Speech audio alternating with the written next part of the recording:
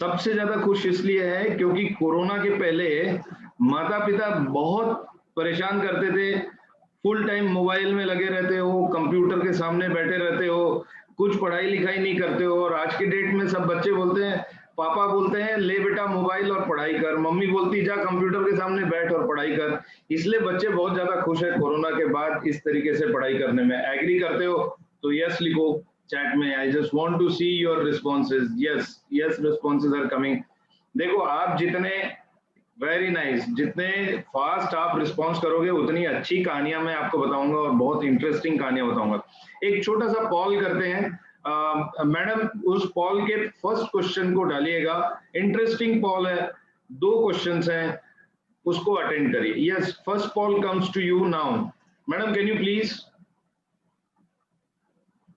आप सबके स्क्रीन पे एक पॉल आएगा अभी। I think yes sir. Yeah, the Yes. happening of pandemic corona is good or not good for the world?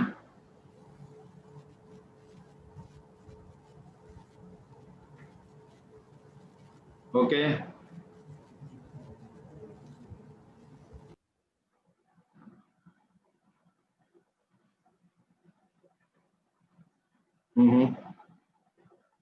okay, let's end this poll here and let's see the result.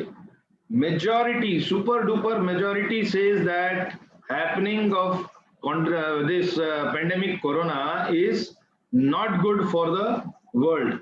Madam, can we have the next question, please? Can we have the next question? Yes sir. Yeah.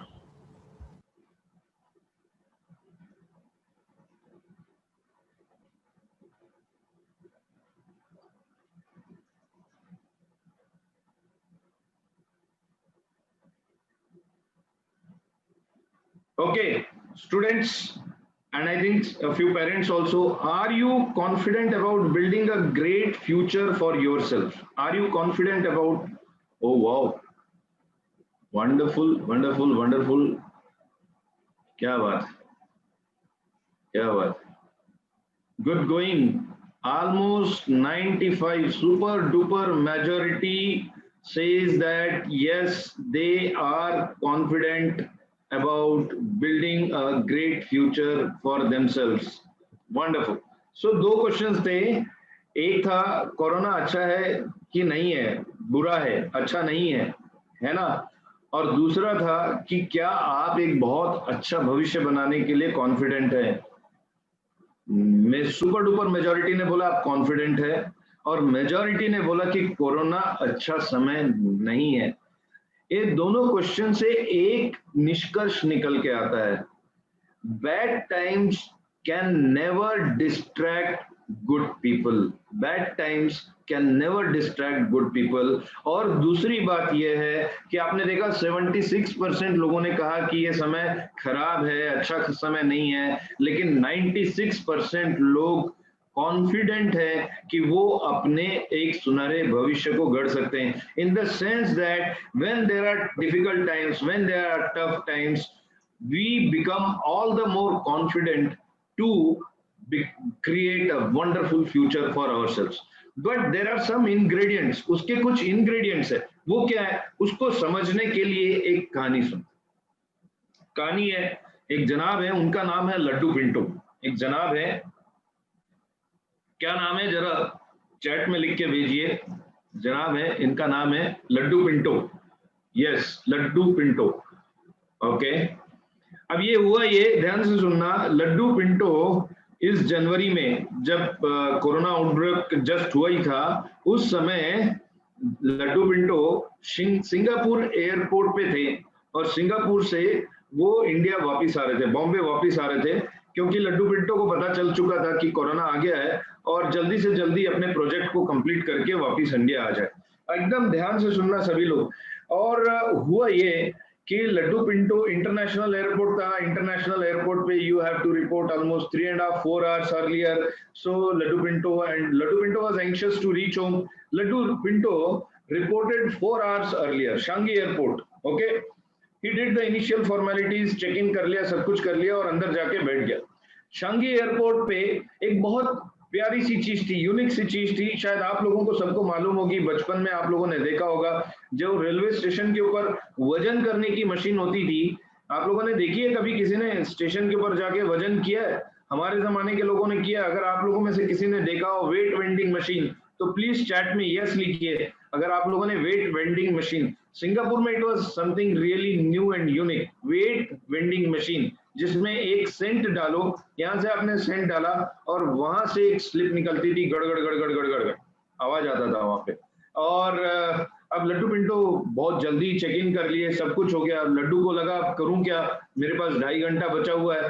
तो Laddu was just walking, walk करते समय airport के ऊपर लड्डू को वो wait vending machine दिखी। लड्डू गया, कौतूहल हुआ, चलो मैं भी अपना वजन करता हूं। जैसे ही उसने एक सेंट डाला, गड़गड़ गड़गड़ गड़गड़ गड़ वहां से एक स्लिप आई आवाज के साथ, और उस स्लिप में लिखा हुआ था, dear mister Laddu Pinto, your weight is 76 kgs, your weight is 76 kgs। आप लोगों को कुछ इसमें आश्चर्य लगा? कुछ आश्चर्य इसमें कुछ लगा? स्लिप में निकल के आया, dear mister Laddu Pinto, your weight is 76 kgs। Did anybody find anything unique in this? लिखा है, लिख के बताइए चैट में, इसमें यूनिक क्या था, क्या डिफरेंट था? कुछ डिफरेंट था इसमें? Dear mister Laddu Pinto, your weight is 76 kgs। Laddu Pinto was surprised and shocked कि भाई मैंने तो इसमें सिर्फ सेंट डाला है, इसको पता कैसे चला कि मेरा नाम लड्डू पिंटो है? फिर इसने बोला कि भैया ये तो आईटी का जमाना है, हो सकता है कि किसी तरीके से पता चल गया होगा। वैसे आप में से कितनों को लगता है कि ये आईटी का जमाना है? यस और नो जरा चैट बॉक्स में लिख के बताओ। How many of you feel ये आईटी का जमाना है? यस और no. This is an IT era, this is an IT era. Yes और नो चैट में लिख के बताइए। Just want to know what is your opinion, is this an IT era? Yes और नो। आप लोग चैट में जितना पार्टिसिपेट करोगे, मुझे आपको कहानियां बताने में उतना मजा आएगा। I want to see your responses. Is this an IT era? 50-50 IT era है कि नहीं है ये? कुछ को लगता है, कुछ को लगता है नहीं है। Okay right.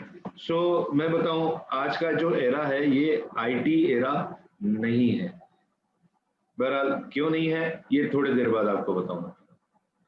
लड्डू पिंटो परेशान हुआ, लेकिन फिर बाद में उसने सोचा हो सकता है उस वेट वेंडिंग मशीन के ऊपर कोई स्कैनर लगा हो और उसने मेरी इमेज को स्कैन कर लिया, और इमेज को स्कैन करके, आजकल तो गूगल अंकल के पास इमेज स्कैनर्स है, सब कुछ है, और उसने मेरा नाम पता लगा लिया होगा। लेकिन फिर भी उसको लगा अरे यार ये तो कुछ गड़बड़ है। फिर वो थोड़ी देर से गया, फिर से एक सेंट डाला, फिर उस मशीन पे खड़े हुआ, फिर एक सेंट डाला, और उसके बाद गड़गड़ गड़गड़ गड़गड़ करके एक स्लिप निकली। और जब वो स्लिप निकली, उस स्लिप में लिखा हुआ था, dear mister Laddu Pinto, dear mister Laddu Pinto, your weight is 76 kgs and your flight to Mumbai is scheduled on the right time। अब ये लड्डू पिंटो और परेशान, भाई अभी तक तो इसको मेरा नाम मालूम था, अभी इसको ये कैसे पता चल गया कि मेरी फ्लाइट बॉम्बे की है? मैंने तो टिकट दिखाया नहीं, मैंने बोर्डिंग पास नहीं दिखाया, इसको कैसे पता चला? कोई आइडिया कैसे पता चला होगा? आप लोग बताइए। सोच सकते हैं आप लोग आईटी के जमाने के लोग हैं क्या? कुछ आइडिया होगा आप लोगों के पास? भाई फेस से नाम तो पता चल गया, लेकिन इसको ये कैसे पता चला कि मैं बॉम्बे की फ्लाइट में जाने वाला हूँ? Laddu was totally shocked. आप लोगों में से अगर कोई है जो दिमाग लगा सकता है, क्रिएटिव सोच सकता है, तो प्लीज मैसेज डाल के मुझे बताइए कि उस मशीन को कैसे पता चला होगा कि इसकी फ्लाइट बॉम्बे की है। Laddu was shocked. थोड़े देर तक घूमता रहा, सॉल्यूशन नहीं मिला। फिर एक बार गया, फिर मशीन पे खड़ा हुआ, फिर एक सेंट डाला, तीसरी बार, फिर आवाज आई गड़गड़ गड़गड़ गड़गड़, फिर एक स्लिप आया, और उस स्लिप के ऊपर लिखा हुआ था, dear mister Laddu Pinto, your flight to Mumbai is on right time and your wife has already started from her home to pick you up at the Mumbai airport. Your weight is 76 kgs। अभी क्या बताया उसने? कि भाई आपका वजन इतना, आपकी फ्लाइट इतनी है, और उस मशीन ने ये भी बता दिया कि आपकी वाइफ बंबई में अपने घर से निकल चुकी है आपको रिसीव करने के लिए। ये कैसे हो गया? लड्डू टोटली पागल हो गया कि ये कौन सी टेक्नोलॉजी है, कैसी टेक्नोलॉजी है, कैसे पता चल रहा है कि मेरे साथ क्या हो रहा है, मेरे जीवन में क्या हो रहा है, इस मशीन को सब चीजें मालूम है। अब वो पागल होके घूमता रहा और आखिरी में फिर आया।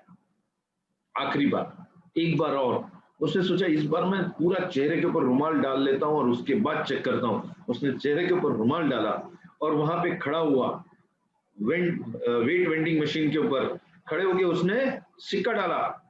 सिक्का डालने के बाद आवाज आई गड़गड़ गड़गड़ गड़गड़ गड़गड़, और उसके बाद स्लिप निकली। और उस स्लिप में क्या लिखा हुआ था जानते हैं? स्लिप में लिखा हुआ था, dear mister Laddu Pinto, we are sorry, your flight has already departed for Bombay. आपकी फ्लाइट छूट चुकी है, आपका वजन 76 kg है। दोस्तों, क्या समझ में आया इस कहानी से? लड्डू पिंटो की फ्लाइट क्यों छूटी? क्या आप आंसर दे सकते हो? I want your replies in the chat. Laddu Pinto की फ्लाइट क्यों छूटी? It's a very interesting and an important answer. Raise hands कर रहे हैं। आई वुड रिक्वेस्ट कि चैट बॉक्स में जाके रिप्लाई भी करिए कि लड्डू पिंटो की फ्लाइट क्यों छूटी। वही क्या क्या वजह थी कि लड्डू पिंटो की फ्लाइट छूटी? Any ideas? मैं आपको बताता हूँ। लड्डू पिंटो की फ्लाइट इसलिए छूटी क्योंकि लड्डू पिंटो का फोकस डिस्टर्ब हो गया था। लड्डू पिंटो का फोकस डिस्टर्ब हो गया था। लड्डू पिंटो शांगी एयरपोर्ट पे क्यों आए थे? लड्डू पिंटो शांगी एयरपोर्ट पे आए थे क्योंकि उनको बॉम्बे की फ्लाइट पकड़नी थी। लेकिन लड्डू पिंटो कहां उलझ गए? वो वहां उलझ गए जहां उनको उलझना नहीं था, वो वेट वेंडिंग मशीन में उलझ गए। और ऐसा ही लगभग कुछ हम सबके साथ होता है। हम इस इंस्टीट्यूशन में क्यों आए? हम इस कॉलेज में क्यों आए? हम इस कॉलेज में क्यों आए? कुछ करने के लिए आए हैं। क्यों आए आप लोग यहाँ पे? कुछ कोई बता सकता है? आप इस इंस्टीट्यूशन में, मेडिकैप यूनिवर्सिटी में क्यों आए हो? यहाँ क्यों एसोसिएट हुए हो? क्या चाहते हो आप इस यूनिवर्सिटी से? Can anybody tell? आप लोग क्या चाहते हैं? डेफिनेटली आप लोग अंडर ग्रेजुएशन करना चाहते हैं, ग्रेजुएशन करना चाहते हैं, कि नहीं करना चाहते हैं? यस और नो? यस, आप उसके लिए आए हैं ना? और अगर आप जिस काम से आए हैं उस काम को छोड़ के अगर आप दूसरी चीजों में व्यस्त हो जाएंगे, अपने फोकस को अगर आप सक्सेस से हटा के, अपने गोल से हटा के लड्डू पिंटो की तरह अगर आप इधर उधर भटक जाओगे तो आपकी फ्लाइट छूट जाएगी। आपकी फ्लाइट छूट जाएगी। अच्छा, और ये भी बहुत महत्वपूर्ण है कि आप अपने बारे में क्या सोचते हो। ये भी बहुत महत्वपूर्ण है कि आप अपने काम के बारे में क्या सोचते हो, आप अपने टारगेट के बारे में क्या सोचते हो। देखो, एक बार पिछले साल मैं कलकत्ता गया था। बहुत ध्यान से सुनना, बहुत अच्छी बात बता रहा हूँ। एक बहुत बड़ी बिल्डिंग का कंस्ट्रक्शन होते हुए मैंने देखा कलकत्ता में। और जब वो बिल्डिंग का कंस्ट्रक्शन हो रहा था, वहां पे कुछ मजदूर काम कर रहे थे and I was walking across that road. काम करते हुए मैंने उन मजदूरों से पूछा कि भाई, वो गमेला लेके ईटा वगैरह उठा रहे थे, भाई तुम क्या कर रहे हो? तो मजदूरों ने बोला, देखते नहीं हो, गमेला है, सिर के ऊपर ईटा है और हम ईटा उठा के एक जगह से दूसरी जगह पे हम लेके जा रहे हैं। मैंने कहा ठीक है। थोड़े दूर तक और गया। जब थोड़े दूर और गया तो वहां पे देखा, फिर से बिल्डिंग के दूसरे छोर पे, बिल्डिंग के दूसरे छोर पे कुछ बिल्डिंग के दूसरे छोर पे कुछ मजदूर और काम कर रहे थे। उन मजदूरों से मैंने पूछा कि भैया तुम क्या कर रहे हो? जानते हो उन मजदूरों ने क्या जवाब दिया? उन मजदूरों ने कहा कि हम कलकत्ता शहर का सबसे बड़ा अस्पताल बना रहे हैं। हम कलकत्ता शहर का सबसे बड़ा अस्पताल बना रहे हैं। ये स्क्रीन शेयर कौन कर रहा है? इसको प्लीज बंद कर दीजिए। Don't share unnecessary screens. अब देखिए, जो बिल्डिंग के स्टार्टिंग में जो मजदूर थे उन्होंने क्या कहा कि हम ईटा ढो रहे हैं, और जो बिल्डिंग के आखिरी में जो मजदूर थे वो उन्होंने क्या कहा कि हम कलकत्ता शहर का सबसे बड़ा हॉस्पिटल बना रहे हैं, सबसे बेहतरीन हॉस्पिटल बना रहे हैं। Now you tell me my dear friends, किसका एटीट्यूड, किसका आउटलुक ज्यादा बेहतर है, who is having a more positive outlook towards life, जो पहले थे या जो बाद में थे। Definitely you will agree with me, जो लोग बाद में थे, जो मजदूर आगे थे, उनका एटीट्यूड बहुत ही उम्दा था, जोरदार था। आपको एक और कहानी बताता हूं। अमेरिका के भूतपूर्व राष्ट्रपति जॉन एफ कैनेडी, आप लोग सब नासा जानते हो ना, नासा आप लोगों को पता है। एक बार नासा गए, और जब वो नासा गए तो जब वो नासा गए तो नासा में उन्होंने एक, सबसे पहले उनकी आदत थी कि वो टॉयलेट जाके चेक करते थे। वो सबसे पहले टॉयलेट जाके चेक करते थे, तो उनकी आदत थी वो टॉयलेट गए, और वो टॉयलेट में जाके उन्होंने देखा वहां पे एक सफाई कर्मचारी था, जिसको हम इंग्लिश में कहते हैं जेनिटर। जब वो टॉयलेट में गए तो उस जेनिटर को, उस टॉयलेट के कर्मचारी को, सफाई कर्मचारी को उन्होंने पूछा कि भाई what are you doing, what work you do. उन्होंने पूछा व्हाट वर्क यू डू। तो उस जेनिटर ने, उस टॉयलेट के कर्मचारी ने ये कहा कि आई सेंड सैटेलाइट्स इन स्पेस। वो साइंटिस्ट था क्या? नहीं। वो रिसर्चर था क्या? नहीं। बट उसने क्या कहा? I send satellites in space. So my dear students, when I ask you कि आप अंडर ग्रेजुएट कोर्स में यहाँ पे एडमिशन लिया है, आपने ग्रेजुएट पोस्ट ग्रेजुएट कोर्सेज में यहाँ एडमिशन लिया है, मेडिकल यूनिवर्सिटी को आपने ज्वाइन किया है, so what is your purpose, आप क्या कर रहे हो, आपने क्यों इस यूनिवर्सिटी को ज्वाइन किया है? आपका क्या जवाब? इफ यू टेल मी कि मैं ग्रेजुएशन करना चाहता हूं, इफ यू टेल मी कि मैं एमबीए करना चाहता हूं, if you tell me these replies, you are just like that मजदूर who was on the first end of the building. लेकिन अगर आप मुझे बताते हो कि मैं जेफ बेजोस 1.2 बनना चाहता हूं, मैं रतन टाटा 1.2 बनना चाहता हूं, मैं मुकेश अंबानी 1.2 वर्जन 1.2 बनना चाहता हूं, मैं सैम वॉटसन 1.2 बनना चाहता हूं, then you are actually having the right attitude. Don't just think that you are studying to get a degree. Degrees are not like driving licenses. आज आप ड्राइविंग लाइसेंस ले लेते हो, लेकिन अगर आपको गाड़ी चलाना नहीं आता है तो आप एक्सीडेंट कर सकते हो रास्ते पे। लेकिन अगर आपके पास ड्राइविंग लाइसेंस नहीं है और आप एक बहुत अच्छी तरीके से गाड़ी चलाते हो, तो आप हजारों किलोमीटर चला लो, आप कभी एक्सीडेंट नहीं करोगे। सो ध्यान रखो, it's very important to bear the right attitude. Let me repeat this for you. आप सिर्फ यहाँ पे डिग्री या डिप्लोमा या कोर्स करने के लिए नहीं आ रहे हो, आप अपने आप को निखारने के लिए आ रहे हो, आप अपने आप को एक नया version, you are here to create a new version of yourself. You know, अगर मुझे अक्षत सोनी यहाँ पे ज्वाइन किया है, तो अक्षत सोनी ज्वाइन करके जब कॉलेज से बाहर निकले, या गौरव सरकार जब इस कॉलेज से बाहर निकले, तो गौरव सरकार या Chirag Jain should be version 1.1। जैसे हमारा मोबाइल में वर्जन्स होते हैं ना, every time there is an update, so you should be updating yourself to a new version of yourself. अगर आपने न्यू वर्जन में अपडेट नहीं किया तो फिर कोई फायदा नहीं है। सी देखिए, अभी मैंने थोड़ी देर पहले आपको पूछा था कि ये आईटी का जमाना है क्या? कितने लोग एग्री करते हैं ये आईटी का जमाना है? कुछ लोगों ने एग्री किया था। मैं आपको बताऊं, ये आईटी का जमाना नहीं है मेरे दोस्त, ये आईटी का जमाना नहीं है। आप लोगों को आश्चर्य होगा जब मैं ये कह रहा हूं कि आईटी का जमाना नहीं है, तो फिर क्वेश्चन है कि सर ये जमाना किसका है? अगर ये आईटी का जमाना नहीं है तो फिर ये किस चीज का जमाना है? तो आंसर ये है कि ये जमाना जो है, ये जमाना सोशल नेटवर्किंग का जमाना है, ये सोशल मीडिया का जमाना है, ये सोशल रिवॉल्यूशन का जमाना है। ये सोशल रिवॉल्यूशन का जमाना क्यों है, ये मैं आपको बताता हूँ। ये सोशल रिवॉल्यूशन का जमाना क्यों है? देखिए, आज से 40 साल पहले वो इंडस्ट्रियल यूनिट था, इंडस्ट्रियल रिवॉल्यूशन था। आज से 10 साल पहले ये आईटी रिवॉल्यूशन था।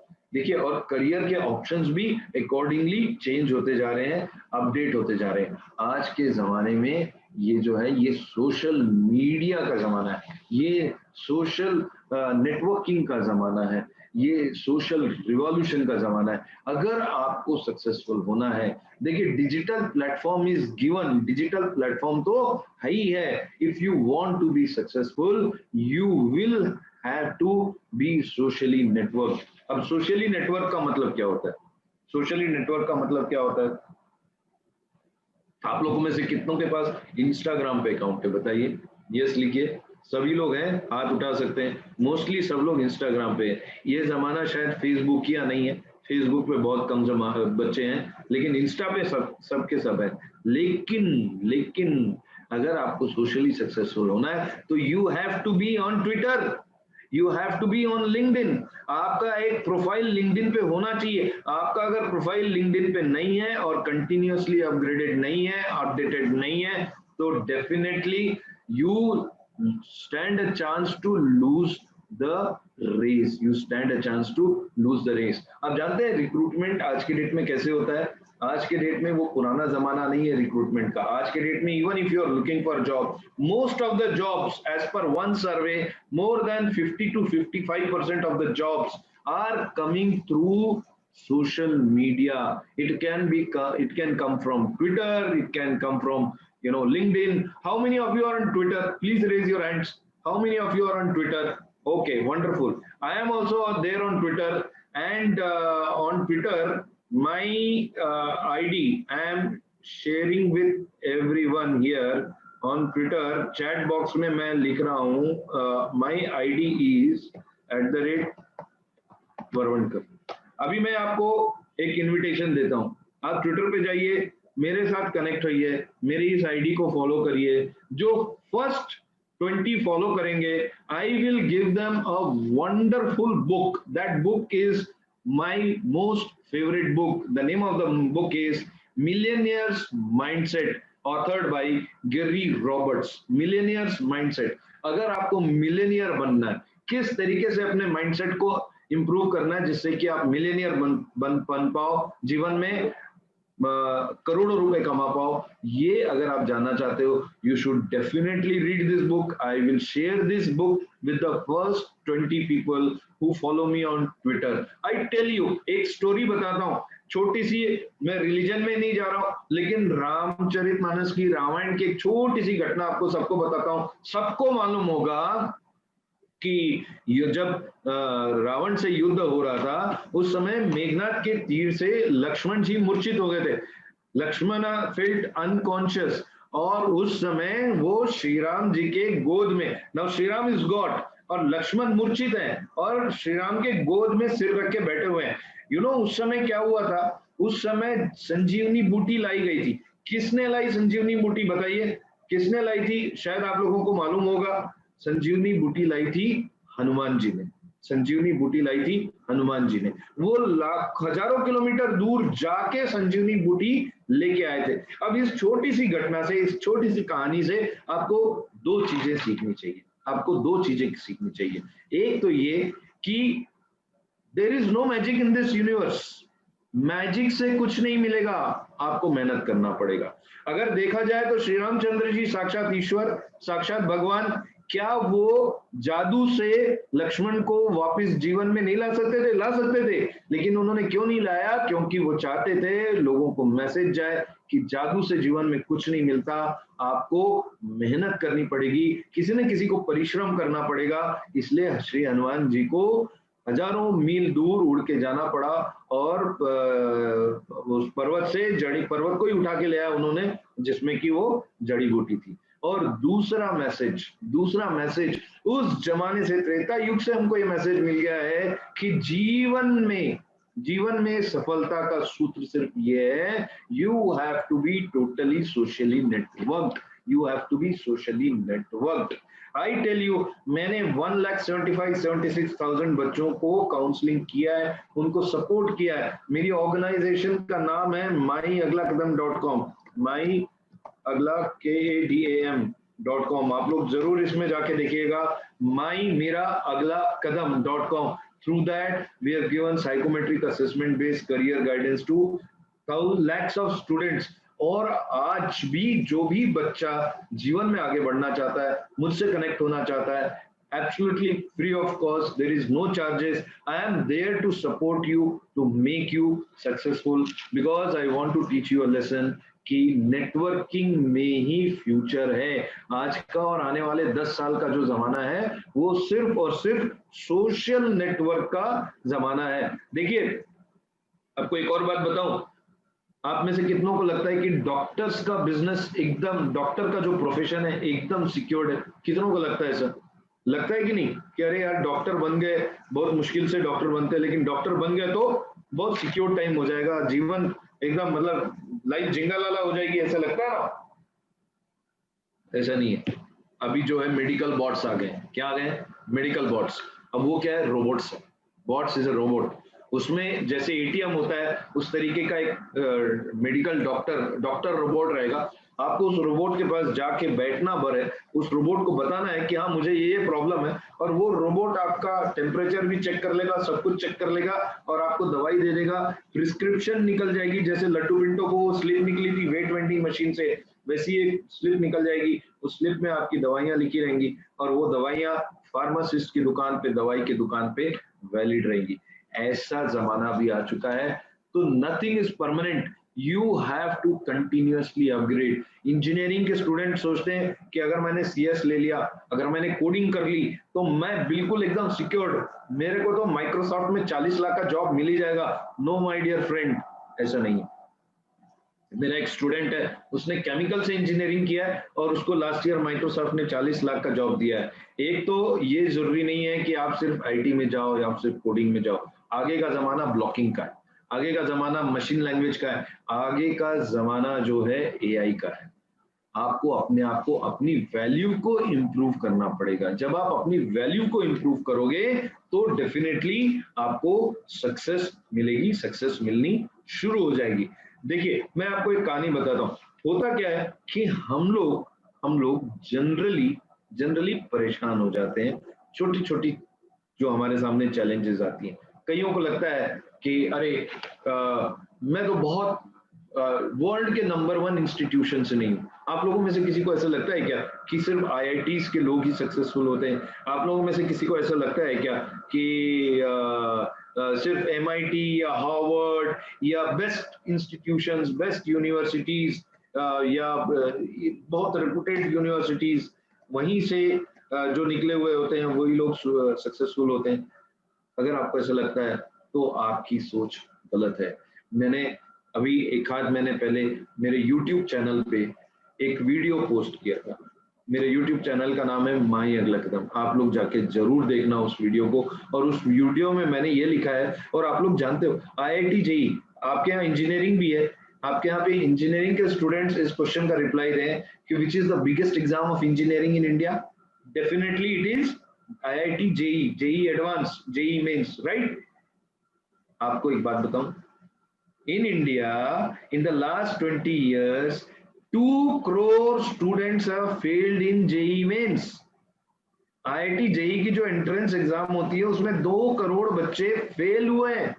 तो क्या वो अनसक्सेसफुल हो गए? नो। वो कहां गए?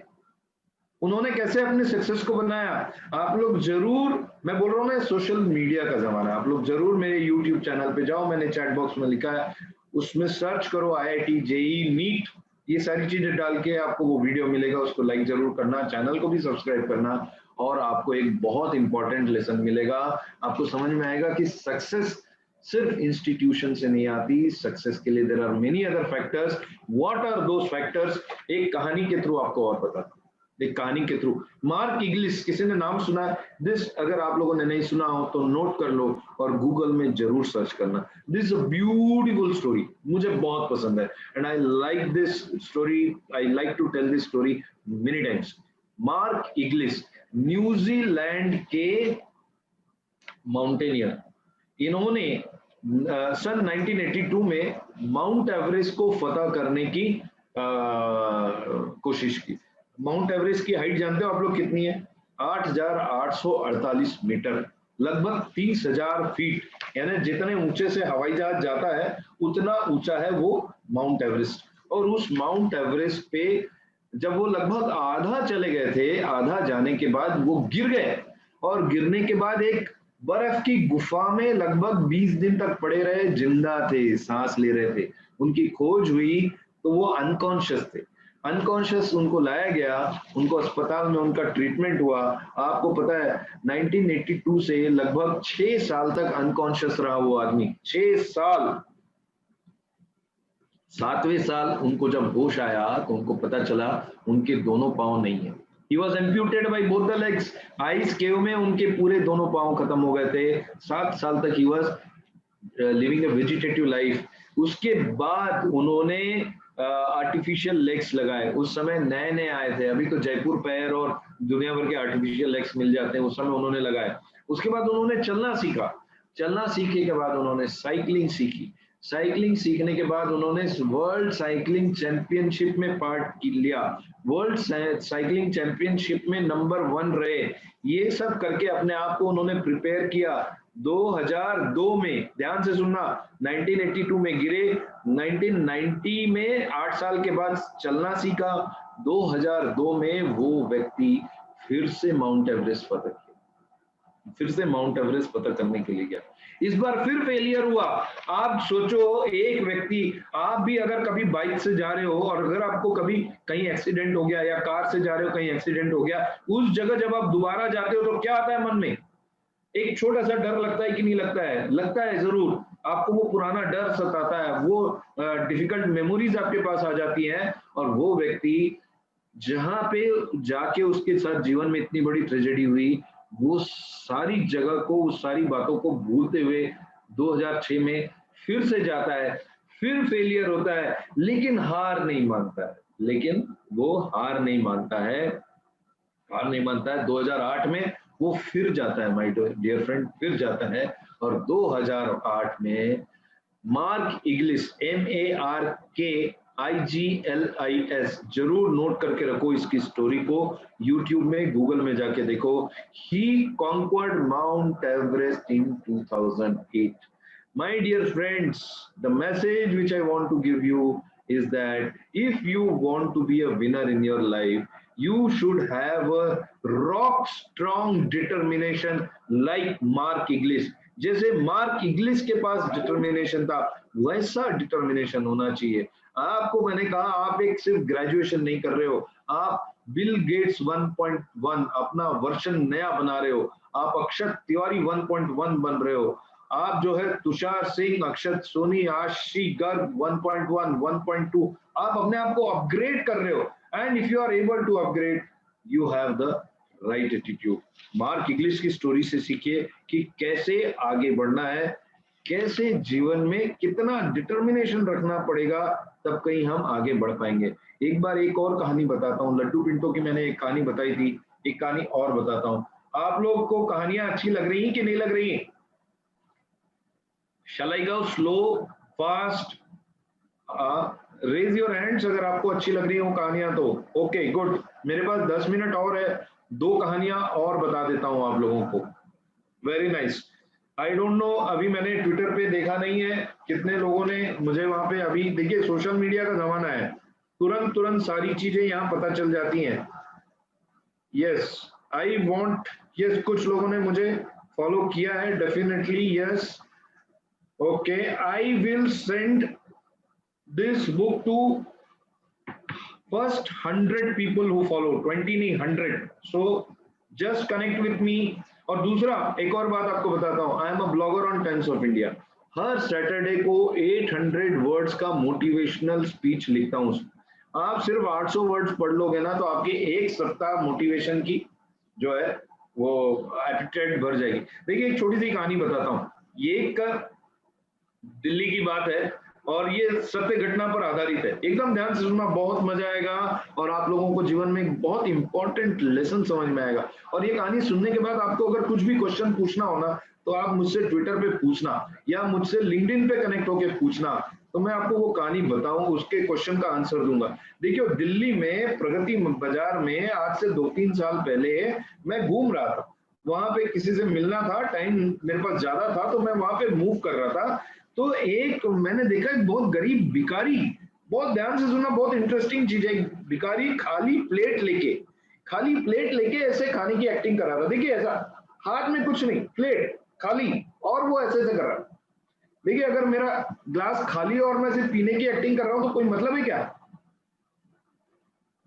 कोई मतलब है? कोई मतलब नहीं है।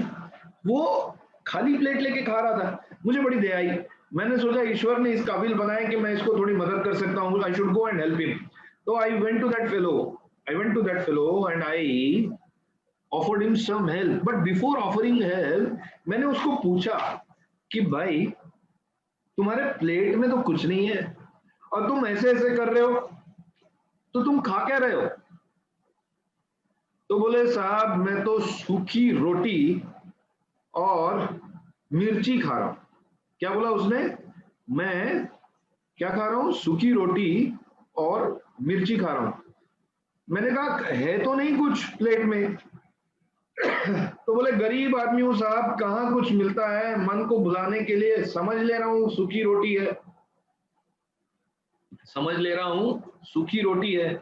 तो मैंने कहा भले आदमी, तेरे जीवन की सबसे बड़ी समस्या तो यही है, अगर तू समझ के भी सूखी रोटी खा रहा है तो जिंदगी में असली में भी सूखी रोटी ही मिलेगी ना। भाई तू जब समझ के ही खा रहा है तो तू समझ के पनीर बटर मसाला और रोटी क्यों नहीं खा रहा है? तू समझ के रसगुल्ला और शाही पुलाव क्यों नहीं खा रहा है? अगर समझ के ही खाना है तो कुछ भी खा सकता है। Basically it's your thoughts. इसलिए मैं बोला millionaire mindset, the success mindset which I am going to give only to those who are going to follow me, 100 people on Twitter और LinkedIn, कहीं पे भी जाके सर्च करो। You need to develop millionaires mindset। मैंने जब पूछा कि आप लोगों को माइक्रोसॉफ्ट में 40 लाख का जॉब मिल सकता है तो एक दो लोगों ने वो इमोजी भेजी। आजकल के आप लोग जो बच्चे हो ना, आप लोग सब इमोजी में ही बात करते हो, है ना? आप लोगों का कम्युनिकेशन का मेन पैटर्न है इमोजी। सो एक ने बड़ी कॉमेडी वाली इमोजी बोली, अरे मैं कहा 40 लाख। भाई साहब अगर आपने खुद को 40 लाख के लायक नहीं समझना है तो आप जिंदगी में कभी नहीं पहुंचोगे। लेकिन अगर आप खुद को 40 लाख के बराबर समझते हो तो आप जीवन में बहुत आगे बढ़ोगे। आपको बताऊं, मैं पूना गया था आज से कुछ साल पहले, वहां पे मैंने एक बंदे को इसी तरीके से सेशन दिया था। उसने ट्विटर पे एक अकाउंट बनाया, अभी उसका नाम मुझे याद नहीं आ रहा है, लेकिन उसने ट्विटर पे अकाउंट बनाया, एफिलिएट मार्केटिंग स्टार्ट किया। वो फर्गुसन कॉलेज में सेकेंड ईयर का स्टूडेंट था पूना में, और उसने ट्विटर पे अकाउंट बनाया, ट्विटर से उसके फॉलोअर्स इतने हैं, और उसने बड़ी बड़ी ब्रांडेड कंपनीज जैसे नेस्ले और बहुत सारे एफएमसीजी और कंज्यूमर ड्यूरेबल ब्रांड्स, उनसे टाई अप करके उसने एफिलिएट मार्केटिंग का काम शुरू किया। आज से 10 साल पहले दिन में 25,000 से 2 लाख रुपए तक का वो कमाना शुरू करता था। Point is you have to have the right thoughts, you have to have the right knowledge, you have to be a socially networked person, connect with the right people। आप सिर्फ ऐसे लोगों से कनेक्ट करो जो आपको भला कर सके, आपको आगे ले जा सके, आपको ऊंचा उठा सके। अगर आपने ऐसे लोगों से कनेक्ट किया, डेफिनेटली आप जीवन में बहुत सक्सेसफुल हो जाओगे। आपको एक कहानी और सुनाऊं आखिरी, मेरे पास 45 मिनट हो गए। आपके अगर कुछ क्वेश्चंस हो तो we can get into the question answer. मैं तो इंटरनेशनल ट्रेनर हूँ, कॉर्पोरेट ट्रेनर हूँ, ट्रेनिंग करता हूँ और लोगों को कहानियां सुनाते रहता हूँ, यही मेरा काम है। I am story teller. मैं तो 4 घंटे और कहानी सुना सकता हूँ, बहुत सारी बातें बता सकता हूँ, लेकिन I think I should take a break. अगर आप लोगों को कहीं कुछ क्वेश्चंस हो तो सुनिएगा। ये मेरी बुक है, think success and be successful, ये अमेजोन पे उपलब्ध है, और अगर आप लोगों को मोटिवेट होना है, इंस्पायर होना है तो definitely you can go and buy this book. I think I will take a break. Is anybody from Medicap's organizational team here? Yes, sir. 46 Yes, sir. minutes हो चुके हैं। Should I tell one more story or should I go for question answer session? It's all up to you. Okay, sir, we can take some questions because students want, I think. Okay, right. Forum is open for questions. Yes.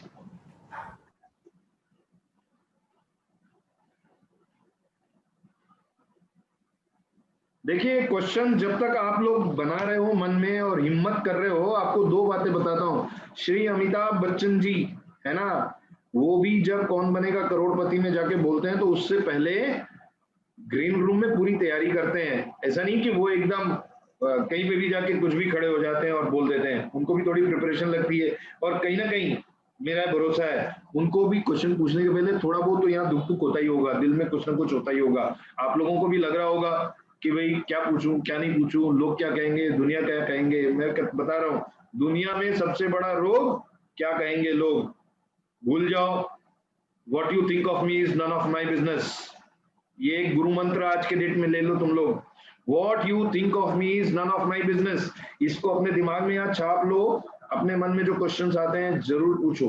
Yes, go it. आप लिख के पूछेंगे या बोल के पूछेंगे, ये आपकी मैनेजमेंट टीम बताएगी कैसे पूछना है। एनीबडी? चलो, जब तक आप लोग हिम्मत करते हो, एक छोटी सी मेरे साथ की कहानी बता देता हूँ। मैंने इंजीनियरिंग किया, इंजीनियरिंग के बाद एमबीए मार्केटिंग किया, एमबीए एचआर किया, पीएचडी किया, यूनिवर्सिटी ऑफ कैलिफोर्निया से काउंसलिंग में कोर्स किया, बहुत सारा चीज पढ़ा लिखा। लेकिन इंजीनियरिंग जो मेरा फर्स्ट अंडर ग्रेजुएट क्वालिफिकेशन था, उस समय एक सर थे जो मुझे फ्लूइड मैकेनिक्स पढ़ाते थे, और मैं क्लास में लगभग टॉपर श्रेणी का बच्चा हुआ करता था। और उन्होंने फ्लूइड मैकेनिक्स में उस समय बर्नौलीज प्रिंसिपल पढ़ाया था। जो इंजीनियरिंग के स्टूडेंट्स हैं शायद वो उसको कोरिलेट कर पाएंगे। अपनी लाइफ की एक स्टोरी बता रहा हूँ। बर्नौलीज प्रिंसिपल जब सर ने पढ़ाया, मुझे समझ में नहीं आया, ऑनेस्टली बता रहा हूँ, मुझे समझ में नहीं आया। और सर ने सब बड़े ध्यान से और उन्होंने बड़ी शिद्दत से बहुत अच्छे से पढ़ाया, मुझे नहीं समझ में आया। लेकिन सर ने जब पूछा कि भाई आप लोगों को समझ में आ गया, तो बहुत सारे लोगों ने हाथ उठाया कि हाँ समझ में आ गया। मुझे समझ में नहीं आया, लेकिन मैंने मुड़ के देखा तो जो बच्चों को मेरे से कम नंबर मिलते थे उन्होंने भी हाथ उठाया कि उनको समझ में आ गया। फिर मैंने सोचा यार, इसको मेरे से कम नंबर मिलते, इसको भी समझ में आ गया, तो शायद मेरे में ही कुछ गड़बड़ी है जो मुझे समझ में नहीं आया। फिर मैंने भी बोल दिया हाँ सर समझ में आ गया, मैंने क्वेश्चन नहीं पूछा। उसका उसका परिणाम जानते क्या है? आज तक वो प्रिंसिपल मुझे समझ में नहीं आया। So you have to ask questions, it's very very important to ask questions. बाद में मुझे समझ में आया कि जिन बच्चों को कम नंबर मिलते थे उन्होंने हाथ उठाया, समझ में आ गया, उनको भी नहीं समझ में आया था। फिर मैंने उनको पूछा, भाई तूने क्यों कुछ हाथ उठाया? बोले अरे यार नहीं बोलता, नहीं समझ में आया तो सर फिर समझाते, कौन बैठता और 20 मिनट क्लास में, इसलिए हाथ उठाया। सो देखो, सबके लाइफ के पर्सपेक्टिव अलग अलग होते हैं। Ask questions, it's very important. When you ask questions, you are one step closer towards success. Yes, I think Himanshu, can you please unmute yourself? आप कुछ पूछना चाहते हैं? Okay, next is Lokendra. Lokendra unmute करिए और अपना जो भी क्वेश्चन है वो पूछिए। चिराग जैन। शर्मा रहे। Exactly. Shubham. No problems. Okay. So जिन्हें क्वेश्चन पूछना है सिर्फ वही हैंड रेज करिए, बाकी सब अपने हैंड प्लीज लो कर लीजिए। प्लीज जिन्हें क्वेश्चन पूछना है वही हैंड रेज करिए। Students you can unmute yourself.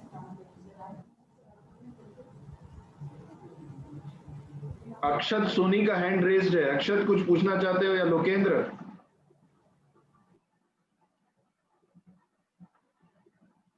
Okay madam, कुछ पूछना नहीं चाहते, कोई बात नहीं, आप लोग मुझसे कनेक्टेड हो, आप मुझे पर्सनली पूछो, नेटवर्क पे पूछो।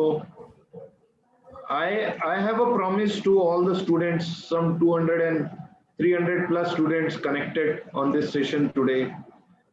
लाइफ में कोई भी चैलेंज हो आप मुझे पूछो, अगर मेरे बस में हो, I am there to help. That is my passion. I love to support youth, I love to help students, because मुझे मालूम है अगर दुनिया में हीरे कहीं हैं तो जमीन के नीचे नहीं है, मेडिकैप यूनिवर्सिटी के इस हॉल में है, इस सेशन में है, इस प्रांगण में।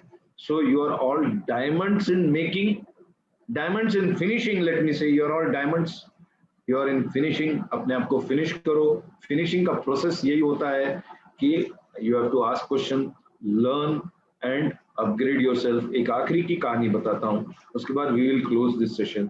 इस बीच में भी अगर किसी को कुछ पूछना हो You are most welcome. Show guts, come up and ask questions. एक कहानी ये मुझे मेरे पिताजी ने बताई थी।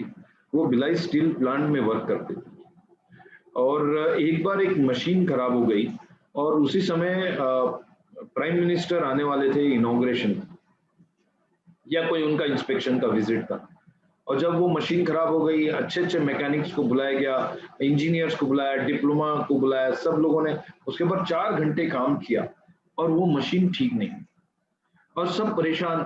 सिर्फ आधे घंटे का समय बचा था, प्राइम मिनिस्टर आने वाले थे इंस्पेक्शन के लिए और मशीन काम नहीं कर रही थी।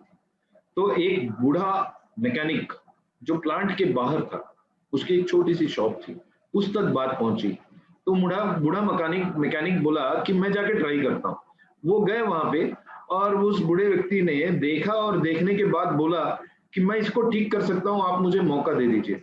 अब उसका हुलिया बहुत फटे पुराने कपड़े थे और मैले कुचैले कपड़े थे और कोई बहुत अच्छा प्रोफेशनल दिख नहीं रहा था, पढ़ा लिखा तो दिख नहीं रहा था वो। तो लोगों ने सोचा इसको इतनी बड़ी मशीन का रिस्क दें कि नहीं दें। फिर वो वहां के मैनेजमेंट ने सोचा कि हम तो कर नहीं पा रहे, चलो इसको चांस दे देते हैं, है ना। ये आज से 30 साल पुरानी घटना बता रहा हूँ, 30-35 साल पुरानी। तो उसने बोला ठीक है। वो गया अंदर और विश्वास करो उसने क्या किया, एक खीला लाया, एक खीला और एक हथौड़ा लाया और उस मशीन के एक पर्टिकुलर पार्ट में जाके खीले को लगाया और जोर से हथौड़ा मारा। एक बार हथौड़ा मारा और इंजन चालू हो गया, वो मशीन चालू हो गई और वो बाहर आया। लोग बड़े खुश हो गए कि भाई ये बाहर आ गया, चलो ठीक है, मशीन चालू हो गई। जो कोई नहीं कर पाए, बूढ़ा मैकेनिक ने इसने किया। तो उसने बोला भैया आप कितने पैसे लोगे।